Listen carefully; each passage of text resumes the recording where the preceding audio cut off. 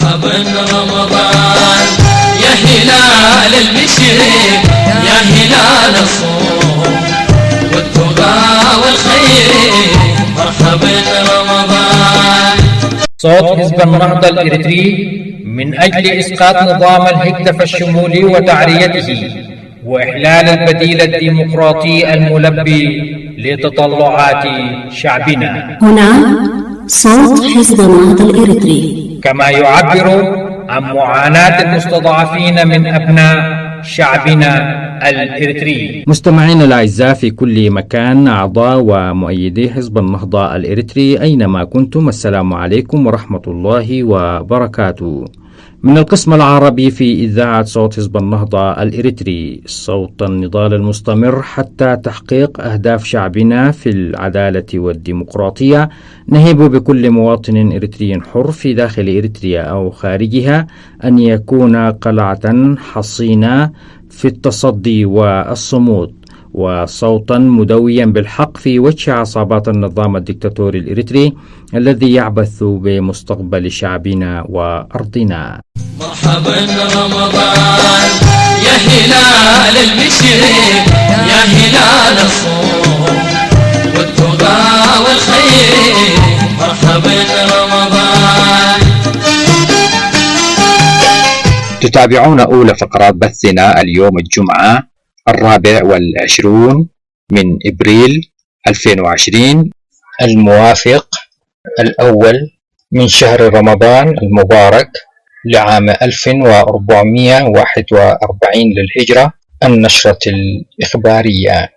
ثم تليها دائما فقرات من التقارير والتعليقات واللقاءات السياسية التي تسلط الضوء على مجريات الأحداث في داخل إريتريا وخارجها، وكذلك التطورات الداخلية لحزب النهضة الإريتري.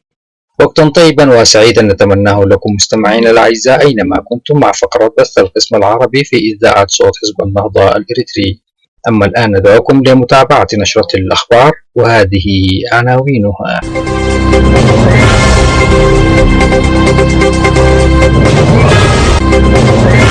إذاعة حزب النهضة الإريتري يهنئ المسلمين في جميع أنحاء المعمورة وداخل إريتريا وخارجها بمناسبة حلول شهر رمضان المعظم. خبر عاجل لجبهة الإنقاذ الوطني الإريترية الدكتاتوري سياس أفورقي في حالة غيبوبة. مناشدة لأصحاب الضمائر الحية للمساهمة في دعم المعتقلين الإريتريين. كانت هذه عناوين النشرة، وتتابعون تفاصيلها عقب هذا الفاصل القصير من صوت حزب النهضة الإريتري. أهلا بكم مرة أخرى مستمعينا الكرام في صوت حزب النهضة الإريتري، وإليكم نشرة الأخبار. من إذاعة صوت حزب النهضة الإريتري نتوجه بالتهنئة والتبريكات إلى المسلمين داخل إريتريا وخارجها، وإلى المسلمين في جميع أنحاء المعمورة بمناسبة حلول شهر رمضان المعظم لعام 1441 للهجرة، الموافق لعام 2020 للميلاد، متمنين في هذا الشهر الفضيل أن يتقبل المولى عز وجل دعوات المظلومين من أبناء شعبنا الإريتري بزوال نظام الدكتاتوري سياس أفورقي وعصاباته المجرمة، وأن يرد كيد المتربصين من الخونة والعملاء الذين يريدون العبث بوحدة شعبنا وبلادنا في نحرهم. آمين يا رب العالمين. رمضان كريم وكل عام والجميع بألف خير. أفاد مكتب الإعلام والثقافة لجبهة الإنقاذ الوطني الإريتري عن مصادر من الداخل في خبر عاجل بأن الدكتاتور سياس أفورقي نقل في حالة غيبوبة إلى مستشفى الملك فيصل التخصصي بجدة بالمملكة العربية السعودية إثر تعرضه لجلطة دماغية، وذلك برفقة 3 أطباء رومانيان وهولندي، كما يرافقه زوجته وابنه. أطلقت تنسيقية يوم المعتقل الإريتري مناشدة لأصحاب الضمائر الحية للمساهمة في دعم المعتقلين الإريتريين، جاءت فيها في ظل استمرار سياسة الإخفاء القسري في إريتريا. تعرب تنسيقية يوم المعتقل الإريتري عن بالغ قلقها على مصير المعتقلين الذين حرموا من أبسط الحقوق والأعراف القانونية المرعية، وأولها أن يعرف ذووهم أماكن احتجازهم، كما تناشد التنسيقية جميع أحرار العالم وكل أصحاب الضمائر الحية للضغط على الحكومة الإريترية والكشف عن مصير الآلاف المختفين قسريا في البلاد. ولم تنقطع حملات الاعتقالات التعسفية منذ تحرير البلاد من الاستعمار الإثيوبي وانتقال الحكم إلى السلطات الحالية برئاسة سياسة فورقة عام 91 900 وألف وحتى اليوم. ومما يزيد القلق الشديد إنكار الحكومة الإريترية صلتها بحالات الاختطاف تلك، وبناء عليه لا يعلم الأشخاص المباشرون الذين نفذوا هذا الاعتقال وما هي وظيفتهم، حتى يتسنى لأي جهة ذات مصلحة المطالبة بملاحقتهم قانونيا. كما لم تفصح السلطات عن التهم المباشرة التي تتم في ظلها تلك الاعتقالات التعسفية، وفي نفس الوقت لا يعلم من هي الجهة التي تشرف على احتجازهم وكذلك الجهة الرقابية على هذا الإشراف. ويزيد الأمر سوءا وتعقيدا كون السلطات هناك تعاقب ذوي المعتقلين إذا جاءوا بحثا عنهم، وقد وصل هذا العقاب أن تعرض بعض ذويهم للاعتقال والاحتجاز الدائم. إننا نعتقد إن ما تعرض له هؤلاء الأبرياء من الإخفاء القسري الذي بلغ غرابة 30 سنة من الزمان من غير معرفة جريمتهم ومكان احتجازهم وتقديمهم للمحكمة جريمة دولية يعاقب عليها القانون الجنائي الدولي، وتوجب تقديم مرتكبيها إلى المحكمة الجنائية الدولية، كما إن فيها خرقا واضحا لاتفاقية حماية جميع الأشخاص من الاختفاء القسري والتي لم توقع إريتريا عليها، والتي نصت على أنه لا يجوز تعريض أي شخص للإخفاء القسري، وأنه لا يجوز التذرع بأي ظرف استثنائي مهما كان لتبرير الاختفاء القسري. وبما أن الجهة الوحيدة التي تملك القوة والسلطة في البلاد هي الحكومة الحالية برئاسة سياسة فورقة، فستظل هي المسؤولة وحدها، والتي يجب مساءلتها عن هذا الإخفاء القسري لعشرات الآلاف من المعتقلين الذين يمارس بحقهم كل صنوف القمع في تحدي صريح ومخالفة عنيدة لكل القيم والمبادئ الإنسانية والقوانين والأعراف والمواثيق الدولية خاصة بحقوق الإنسان. إن سجناء الرأي والضمير الذين نتحدث عنهم لم يتم تقديمهم لمحاكمة من أي نوع منذ أن تم اختطافهم من منازلهم أو أماكن عملهم منذ ربع قرن من الزمان، ولا يعرف ذووهم شيئا عن مصيرهم. لقد تم إخفاءهم قسرا، وما يزال أبنائهم وبناتهم وزوجاتهم ينتظرون عودتهم في ترقب ورجاء. ونحن إذ نتقدم إليكم بهذه المناشدة نتوجه إليكم باسم المعاني والمبادئ الإنسانية السامية للضغط على النظام في أسمرة للتوقيع على الاتفاقية الدولية لحماية جميع الأشخاص من الإخفاء القسري، والسماح لمنظمات حقوق الإنسان الدولية بزيارة إريتريا والوقوف على حالة حقوق الإنسان بصفة عامة وأوضاع المعتقلين بصفة خاصة في ظل الظروف الاستثنائية التي يعيشها العالم تحت وباء الكورونا الذي ينبغي أن يتباعد الناس فيه عن بعضهم، وهذا أمر مستحيل بحكم طبيعة المعتقلات في إريتريا، والتي أغلبها ضيقة ومكدسة بأعداد هائلة، والكثير منهم في أماكن عالية الحرارة والرطوبة، حيث يحتجز أغلب المغيبين تحت حفر وهاويات بضايع يقل فيها التنفس لدرجة الاختناق والموت.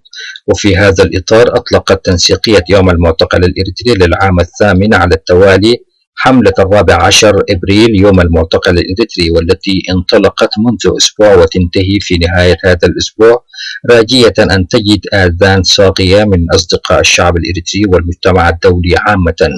وتناشد التنسيقية وسائل الإعلام المختلفة تسليط الضوء على هذه الحملة وعلى ملف المعتقلين الإريتريين عموما، وعلى الأشخاص المسؤولين عن هذه المأساة التي يمر بها سجناء الراي والضمير الإريتريون وأسرهم، للكشف عن مصير هؤلاء المغيبين قسرا وإنصافهم، والعمل على إغلاق هذا الملف المؤلم بشكل نهائي. الحرية للمعتقلين والمغيبين قسريا في إريتريا. أحمد محمود السناي المنسق العام لتنسيقية يوم المعتقل الإريتري. بنهاية هذا الخبر مستمعينا الكرام نصل بكم إلى ختام نشرتنا قدمناها لكم من صوت حزب النهضة الإريتري. مرحبا رمضان يا هلال المشرق، يا هلال الصوم والتقى والخير، مرحبا رمضان.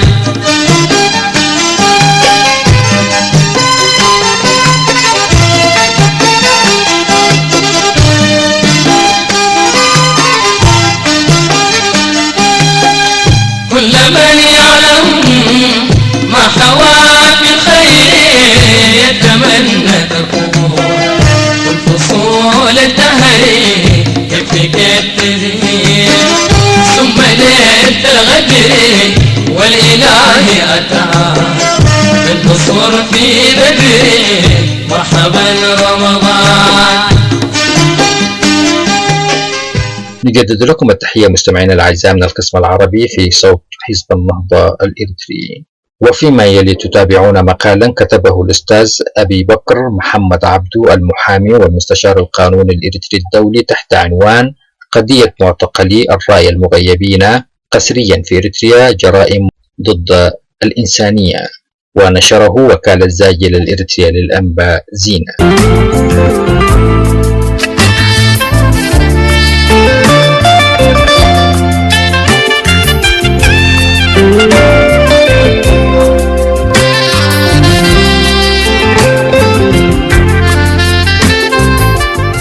إنه الملف الأكثر إيلاما ويستحق منا أن نوليه الاهتمام الذي يستحقه وتفعيل إجراءاته القانونية بوضع التكيف القانوني لهذا الملف كجرائم ضد الإنسانية وفقا لمعايير القانون الدولي. والجرائم ضد الإنسانية تعني بالتحديد وفقا للنظام الأساسي للمحكمة الجنائية الدولية نظام روما، فإنها الجرائم التي ترتكب من قبل الدولة ضد مواطنيها، والتي يرتكبها أفراد من دولة ما ضد أفراد آخرين من دولتهم أو من غير دولتهم، وبشكل منهجي وضمن خطة للاضطهاد والتمييز في المعاملة بقصد الإضرار المتعمد ضد الطرف الآخر، وذلك بمشاركة مع آخرين لاقتراف هذه الجرائم ضد مدنيين يختلفون عنهم من حيث الانتماء الفكري أو الديني أو العرقي أو الوطني أو الاجتماعي أو لأي أسباب أخرى من الاختلاف.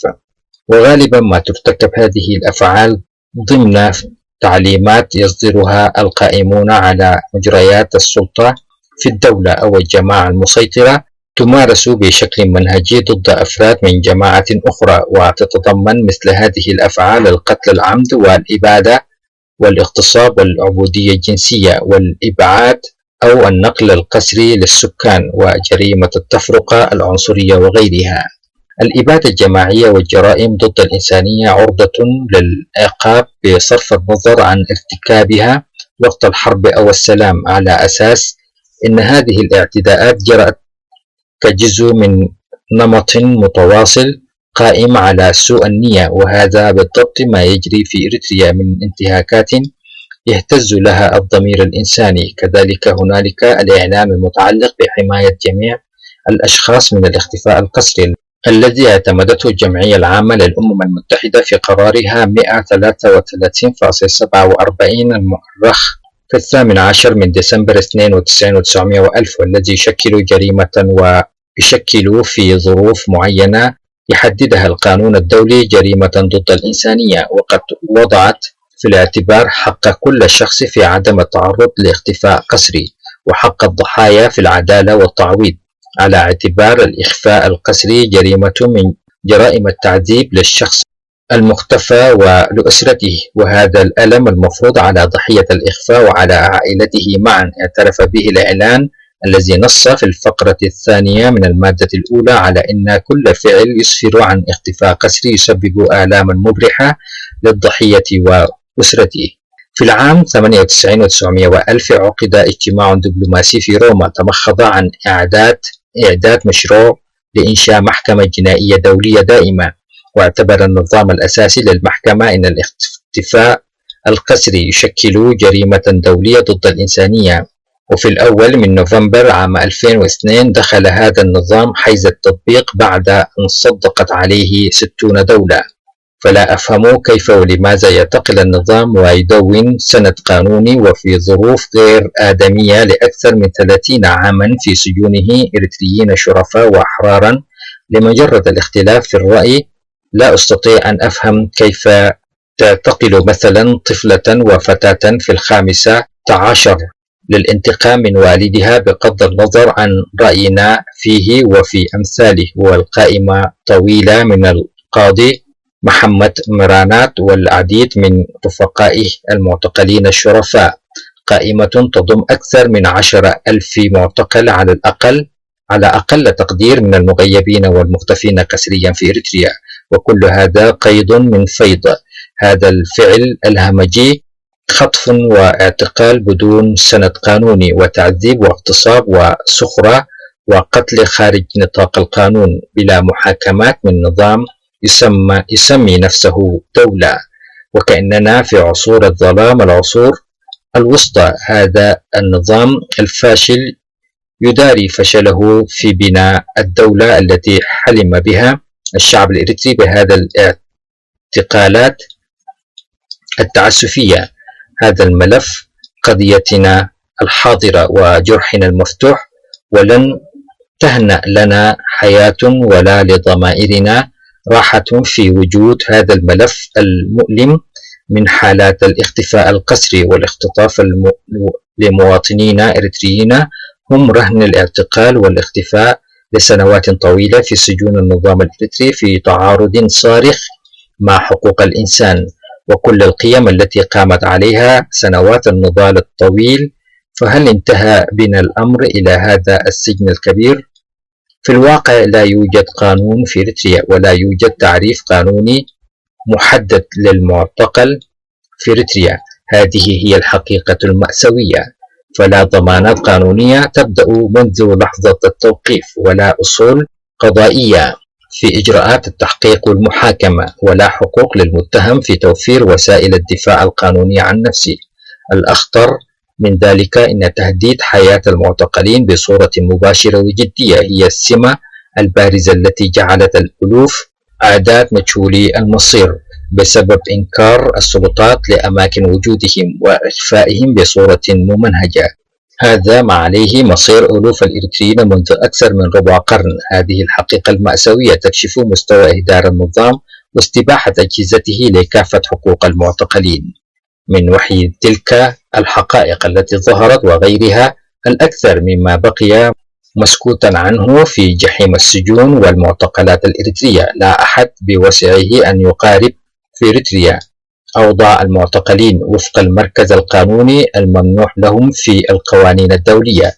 فلا اتفاقية حماية جميع الأشخاص من الإخفاء القسري، ولا اتفاقية مناهضة التعذيب وسوء المعاملة، ولا غيرهما من مواثيق وأعراف توجب حماية المعتقلين في أوقات السلم والحرب مما يأبه له نظام موقل في القمع والترهيب والإجرام خارج نطاق القانون. غالبية المعتقلين هم أشخاص مختفون ومغيبون قسريا ينطبق عليهم هذا التوصيف بسبب انعدام ما يدل على وضعيتهم القانونية كمحتجزين ومختطفين لا يخضعون لإجراءات قانونية ولا تنطبق عليهم معايير توقيف وحجز وفق الأصول القانونية، فهم عمليا تعرضوا لأشكال من الاحتجاز والاختطاف من قبل عصابة تنتحل صفة الدولة.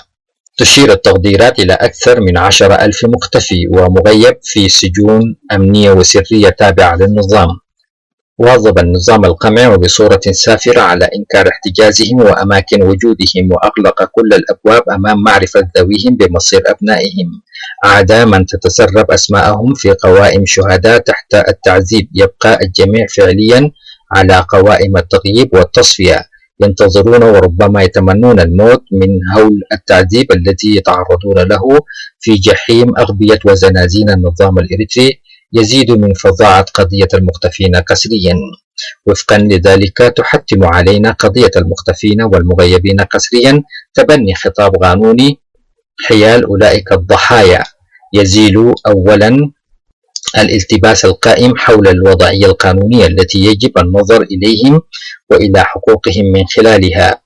من أوجه ذلك الالتباس اعتبارهم وكأنهم معتقلون، بمعنى أن هوياتهم ووجودهم ومصيرهم معلوما، وأن ذلك يفرض حصرا المطالبة بحقوقهم المنقوصة والمحاكمة العادلة في مقدمتها، فيما إن واقع الأمر إنهم مختفون ومغيبون بقوة الإكراه، ولا يوجد أي سند قانوني لاحتجازهم سوى سياسة إزاحتهم جسديا ومعنويا. وبالقطع تؤكد الحقوق التي تم تسريبها إن ما يتعرضون له على يد مسؤولي النظام ومرؤوسيهم من محققين وسجانين وجلادين ترقى بمجملها إلى جرائم حرب وجرائم ضد الإنسانية، بدلالة الانتهاكات الأشد خطورة بحق ضحايا الإخفاء القسري وفق تصنيف القانون الدولي لتلك الجرائم، ومن أهمها القتل العمد، التعذيب، التجويع، الاغتصاب، السخرة إلى آخره. لعل من أولى موجبات الدفاع عن ضحايا الإخفاء والتغييب القسري ما يحثنا على تعيين الخطاب القانوني الواضح حول تكييف نوعية تلك الجرائم الدولية الخطيرة لتعريف العالم من الناحيتين القانونية والأخلاقية بحجم مسؤولية النظام وأجهزته الأمنية التي تعمل بطريقة العصابات عن ارتكاب تلك الجرائم بحق الإريتريين.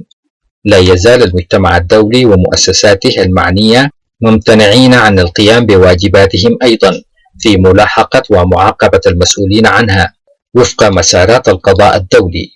فمن الأهمية القصوى إظهار الآثار الإنسانية الراهنة والمستقبلية على استمرار تغييب العدالة عن ضحايا الإجرام الممنهج من قبل النظام الإريتري، ففي كل لحظة تتعرض ضحية ما في زنزانة ما إلى الموت، وفي كل لحظة لا نقوم فيها بواجبنا في الدفاع عن حقوق من ينتظرون الخلاص على أحر من الجمر، فنحن أيضا لسنا بمنأى من المسؤولية في إيقاف مقتلة الإريتريين التي توجب علينا العمل المنظم لكسر جدار الصمت الدولي حيال صرخات ومعاناة ضحايا جرائم النظام الإريتري، وكي تتوج مسيرة الدفاع عن قضيتهم بأثر ملموس في إنقاذ البقية الباقية من جلاوذة العار. أعلم أن هنالك جهود مقدرة من البعض تعمل في هذا الملف ولهم كل التقدير، وأتصور أننا كإريتريين في جميع أنحاء العالم يجب أن نجعل من هذا الملف مفتوحا قائما حاضرا في كل المنابر وكل المواقع، ونثير الموضوع على المستوى الدولي والإقليمي، ونعد ونحيل التقارير الدورية حول حالة حقوق الإنسان والمختفين قسريا في سجون النظام إلى السفارات الأجنبية المؤثرة ومنظمات حقوق الإنسان بكل اللغات، حتى نجعل من النظام ملاحقا ومعزولا، وأن يعلم بأن هذا الفعل الجبان منه لن يمر بلا ثمن. وهذا يتم بجعل هذا الملف مفتوحا على الدوام من خلال المؤتمرات والأدب والفعاليات والمهرجانات وجميع وسائل النضال القديم والحديث، وأن يتم إدراج أسماء بعينها من زبانية النظام وجلاديه في قوائم خاصة بهذه التقارير، وأن يتم توثيق هذا للحاضر والتاريخ والمستقبل. والإخوة الإريتريون المقيمون في الدول الأوروبية والدول الغربية، هذه فرصة لتعزيز وفتح هذا الملف وإحالة التقارير عن حالة المخفين قسريا في سجون النظام الفاشل بلا محاكمات إلى هذه المنظمات الأجنبية والسفارات، ووضع قوائم بأسماء الجلادين وجميع المتورطين بشكل مباشر وغير مباشر. واقترح أن يتم تحريك إجراءات جدية بإعداد ملف قانوني متكامل موثق ومعد بشكل قوي من الناحية القانونية، ورفعه للمحكمة الجنائية الدولية في لاهاي، وتوثيق ذلك بالصور وكل ما هو متاح من الوثائق. فمهما طال الزمن فالوطن باق والطغيان إلى زوال بإذن الله.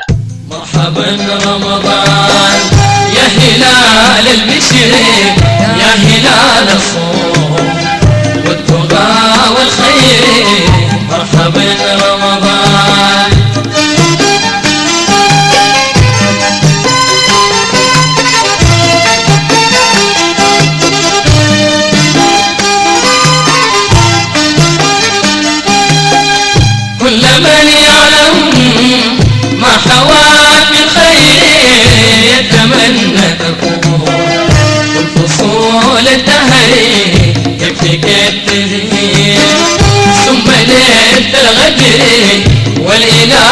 أتى بالقصور في بدري مرحبا رمضان.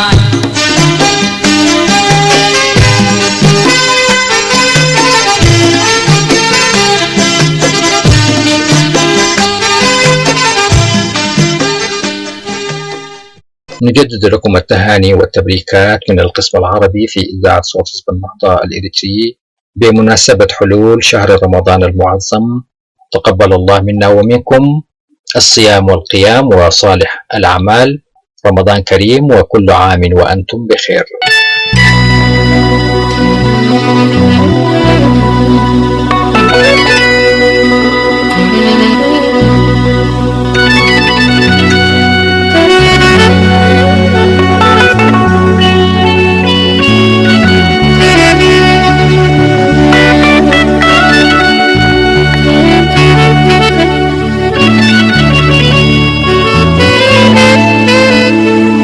مستمعي صوت حزب النهضة الإريتري، يمكنكم إرسال آرائكم ومقترحاتكم على العنوان التالي: anp.medias@gmail.com.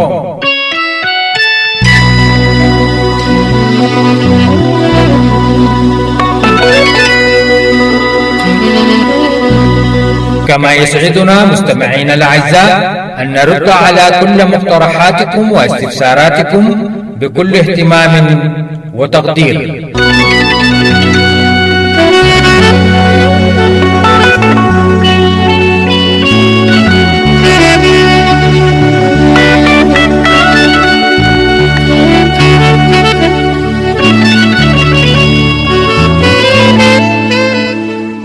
مستمعينا الأعزاء في كل مكان، متابعي برامج صوت حزب النهضة الإريتري، بنهاية هذه الفقرة نصل وإياكم إلى ختام برامجنا التي عديناها لكم من إعلام حزب النهضة الإريتري لهذا اليوم. مستمعينا الأعزاء، إلى أن نلتقيكم في برنامجنا القادم، نترككم في رعاية الله وحفظه.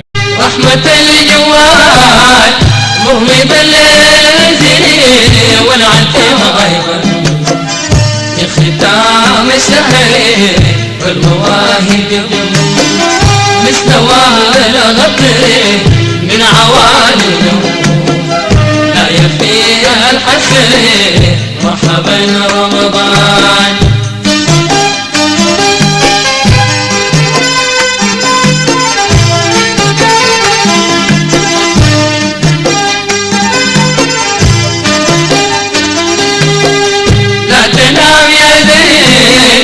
واسهر من الليل وعمر الأوقات بالصلاة والذكر، كثر الصلوات للنبي والدسر وعطر الساحات من بلاب للفكر. مرحبا رمضان.